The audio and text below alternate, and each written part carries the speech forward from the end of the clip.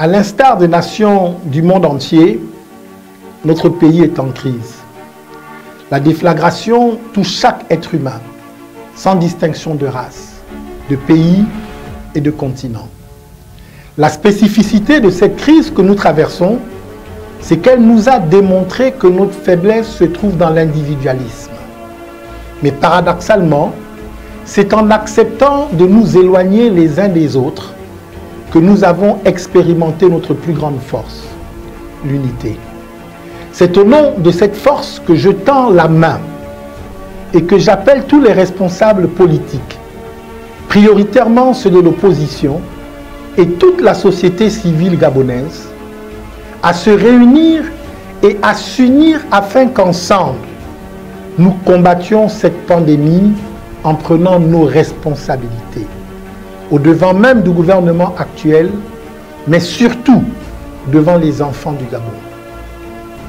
Face à une période historique pour notre pays, je vous propose que ce rassemblement temporaire se donne au moins deux tâches fondamentales.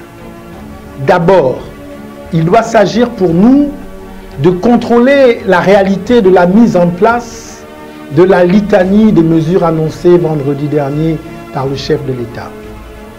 La mise en œuvre appelle à la transparence, à la cohérence et permettra de corriger nombre d'entre elles.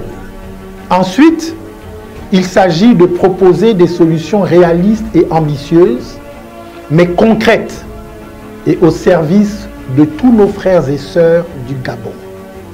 C'est au nom de cette même force que je vous invite à nous parler en toute franchise. Parlons-nous en vérité de cette crise qui ne fait que commencer, mais jette déjà une lumière crue sur la défaillance de notre État, de ses services, qui devraient servir la collectivité.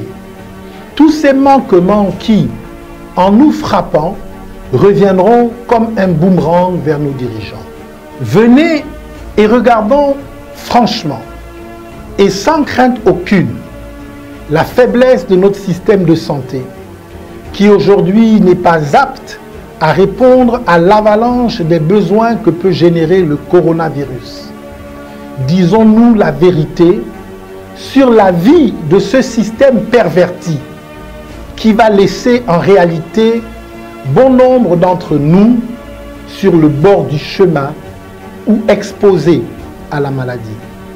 Ses frères et ses sœurs rendus vulnérables par une situation précaire, sans emploi, sans toit sur leur tête et qui n'ont aucune ressource pour vivre, voire survivre face à cette maladie.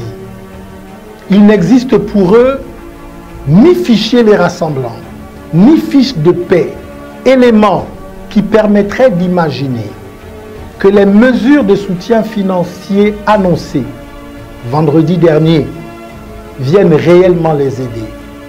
Asseyons-nous ensemble et parlons en vérité de ceux qui ont fortune faite sur le dos des Gabonais et qui tenteront de s'attirer des louanges avec des cadeaux qu'ils n'auront pas payés de leur poche dans le but inavoué de faire des Gabonais des mendiants. Admirons l'équilibrisme auquel doivent s'adonner notre personnel soignant. Ces héros, pour se protéger, protéger les leurs et soigner les autres, tout cela avec dévouement et abnégation.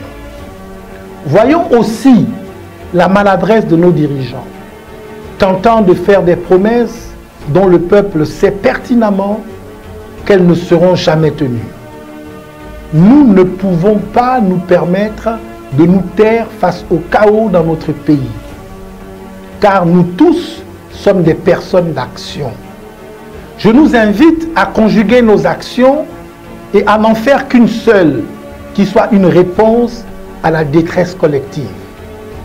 Je nous invite à essuyer les larmes de nos frères et sœurs, oubliés du système, et à leur montrer qu'ils ne sont pas délaissés. Pour que vive notre pays, le Gabon, et pour qu'enfin et définitivement nous puissions tous ensemble dire Gabon d'abord. Que Dieu vous bénisse, que Dieu bénisse le Gabon, notre cher pays.